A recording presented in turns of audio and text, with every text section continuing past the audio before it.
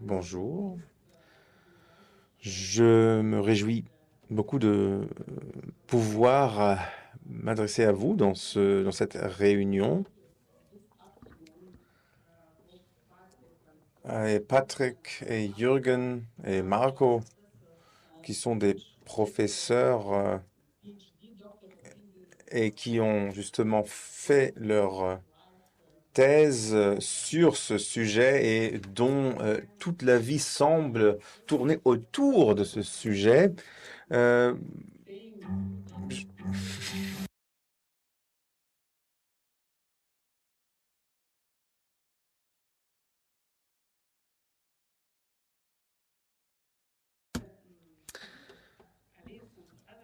donc, les allées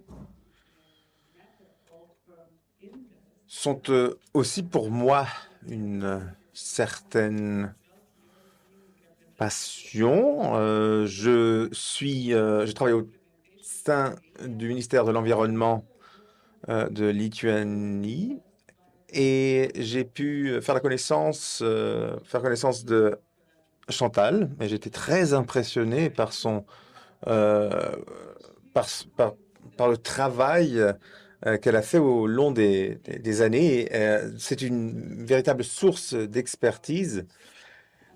C'était d'ailleurs le point de départ de notre amitié et je me suis réjoui d'avoir pu écouter toutes les différentes interventions et puis de gagner d'autres connaissances. On a des historiens qui se sont exprimés, des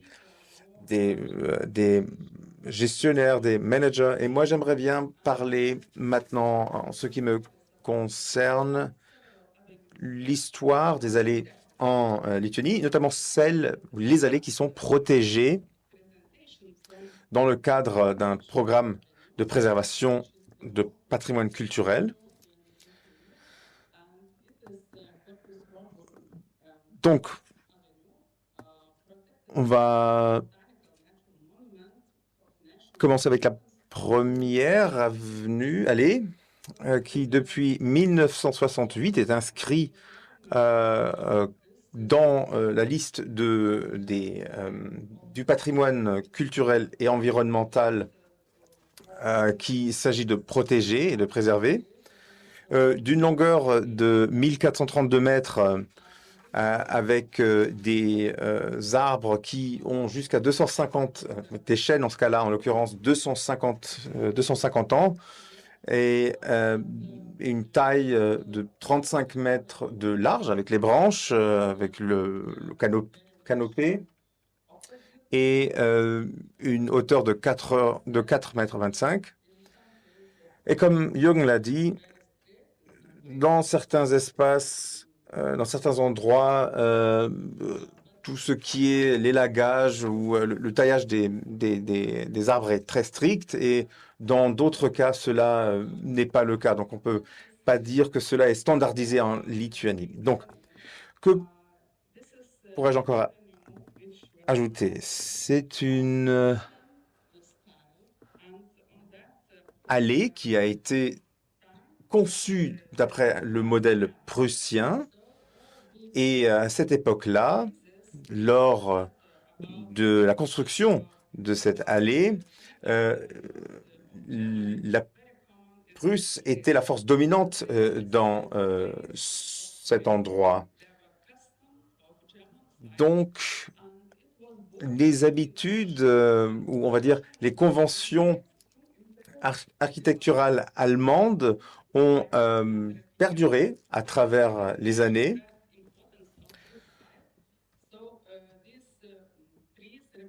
Donc, ces arbres représentent, historiquement parlant, déjà beaucoup. Mais quand on parle des allées de Lituanie, et surtout quand on parle du pan protection, on peut dire qu'on a deux systèmes différents de protection. Le premier est celui d'un système de protection de la nature, et puis l'autre est un système de protection du patrimoine culturel. Et j'aimerais, pour être un peu plus précis. Donc, j'ai choisi cet arbre au milieu, donc parce qu'il signifie, ou il démontre que l'arbre, dans ce cas-là, fait part aussi bien du patrimoine culturel que de la protection environnementale. Donc, l'objectif, c'est de préserver les éléments marquants des paysages traditionnels.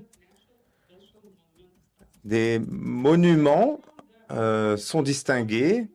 Quand on parle maintenant de l'héritage culturel, on pourrait dire que cela n'a pas vraiment trait aux arbres, mais sous un angle esthétique, un des critères qui doit être, donc l'esthétique est un des critères qui doit être rempli, et l'arbre, dans ce cas-là, peut être classé dans cette catégorie, on va dire, dans cette catégorie dans laquelle patrimoine culturel et protection environnementale se recoupent.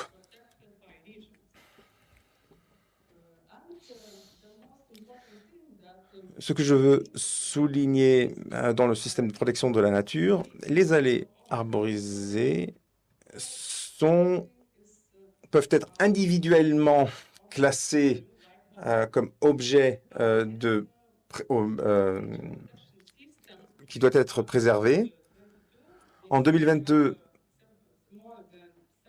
nous avons plus de 700 éléments parmi le patrimoine culturel en Lituanie. 155 sont des monuments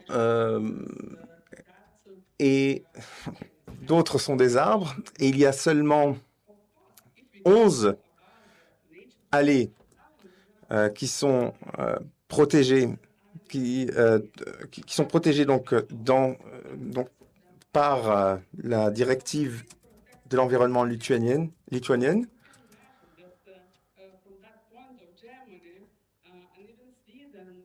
Donc, comparé à l'Allemagne ou à la Suède,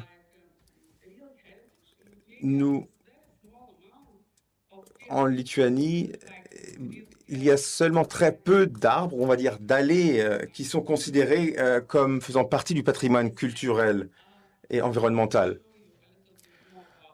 Donc, comme exemple, vous avez cette allée de chênes, une autre allée qui mène à un manoir. Et ces objets, donc en tant qu'allées, ont été compris comme objets à protéger dans les années 2014-2015. Donc,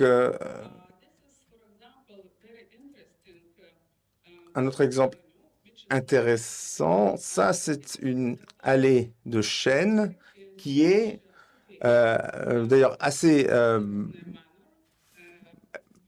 particulier dans ce cas-là, puisqu'il s'agit d'une allée dans un bois, dans une forêt. La personne qui est à l'origine de cette allée planifiait de faire de cette forêt un parc. Malheureusement, ou pas d'ailleurs, ce souhait ne s'est pas exaucé et il en est resté à cette allée. Cette allée est classée dans cette liste de protection en 2008. Elle a à peu près 200 mètres de long. Une autre allée de chênes qui vient donc d'être inscrit dans ce patrimoine qui doit être protégé en 2022.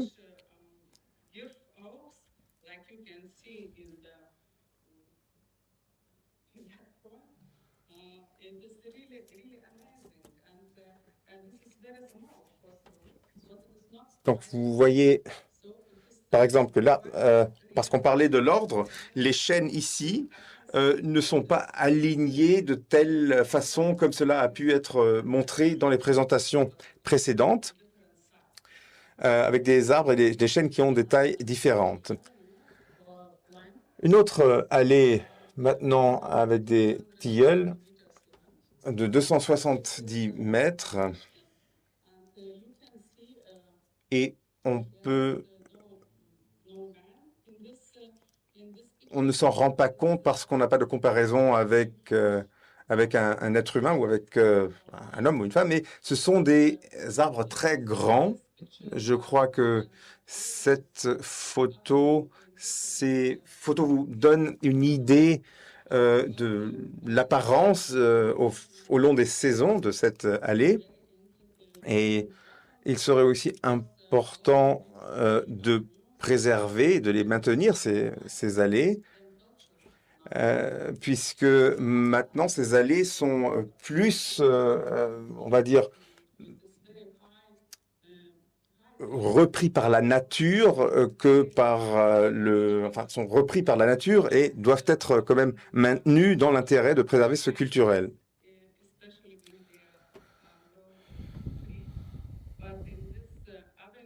Dans cette allée, on a des arbres qui atteignent une hauteur de 30 mètres. Une autre avenue de tilleuls qui mène à un manoir de 80 mètres de long. Et certains de ces arbres ont une largeur de branches de plus de 2 mètres. 200 mètres. Une autre allée. Donc là, on parle de petits villages à la campagne, des parties assez éloignées dans la campagne. Et cette allée de tilleul ressemble beaucoup au type d'immeubles soviétiques ou à la planification de l'architecture soviétique. Et cette allée n'a pas été conçue par des personnes qui étaient inspirées par la collectivité ou par le communisme, mais ça rappelle quand même, d'une certaine manière, l'architecture soviétique. Et ces éléments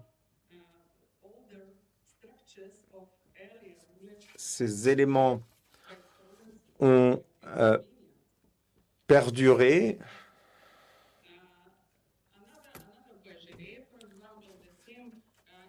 Une autre allée qui fait partie du patrimoine culturel.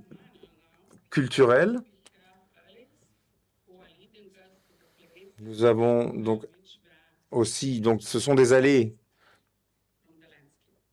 qui menaient vers l'est du paysage du pays. À Vilnius, Vilnius est une ville très boisée, beaucoup de forêts dans le pays de façon générale et beaucoup de bois, d'espaces forestiers à l'intérieur des villes en Lituanie. Et là où c'est le plus frappant, c'est dans la capitale. 30% des espaces forestiers, 30% de la surface sont recouverts de forêts.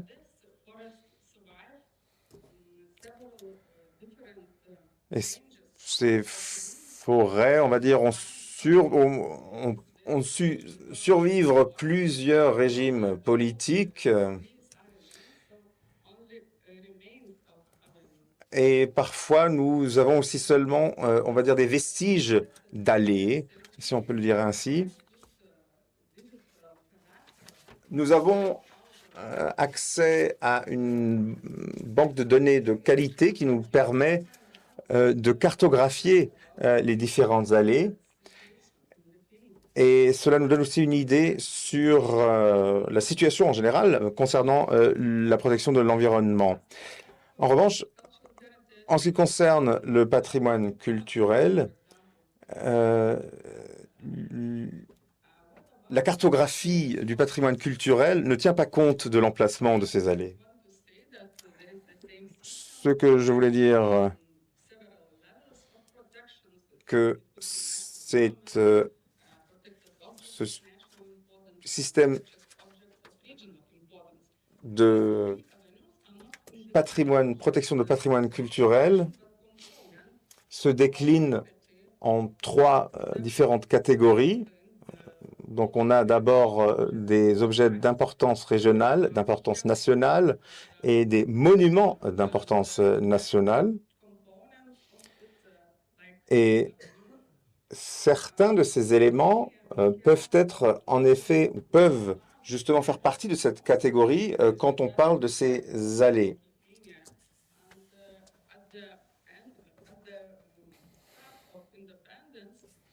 Au début de l'indépendance de la Lituanie en 1990, on avait identifié 823 manoirs. Pour autant, en 2018, 579 de ces manoirs ont été enregistrés au sein du système de protection de patrimoine culturel.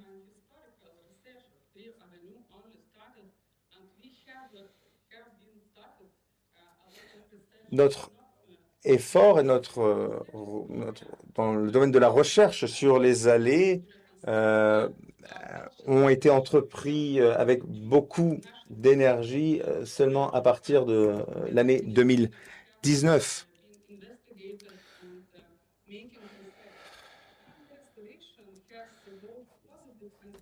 La restauration, quant à elle, a des aspects positifs et négatifs. Nous devons bien comprendre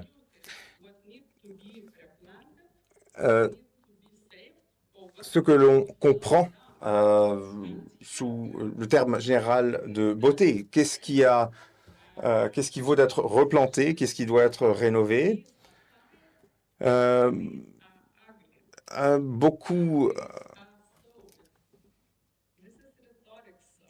La rhétorique, pour résumer la rhétorique soviétique à ce sujet-là,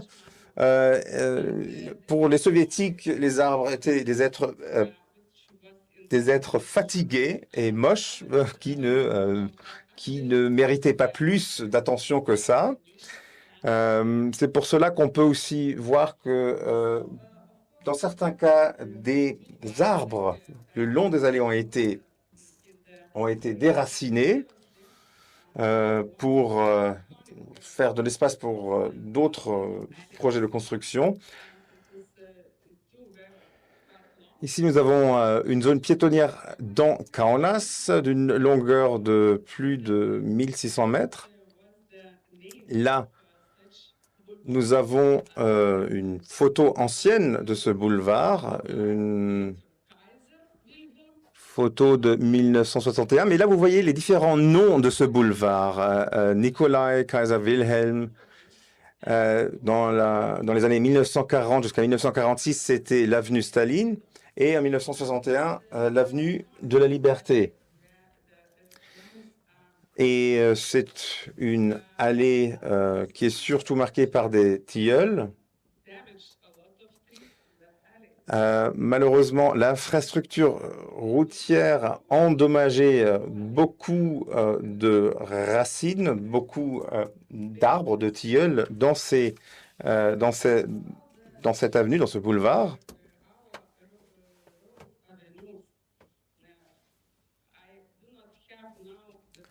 Maintenant, je ne crois pas que je vais avoir le temps d'expliquer, de les situer dans leur importance historique. Mais il y a des beaucoup de différents arbres dans différents secteurs, qu'ils soient dans le secteur agricole ou dans les secteurs ruraux, des arbres qui ne bénéficient pas de protection. Et vu que la Lituanie faisait partie de la Prusse pendant de nombreuses années, c'est certainement aussi une influence qui doit être prise en considération. J'aimerais bien conclure avec un exemple d'essence d'arbres, différentes essences qui sont en fait plutôt communs en Allemagne.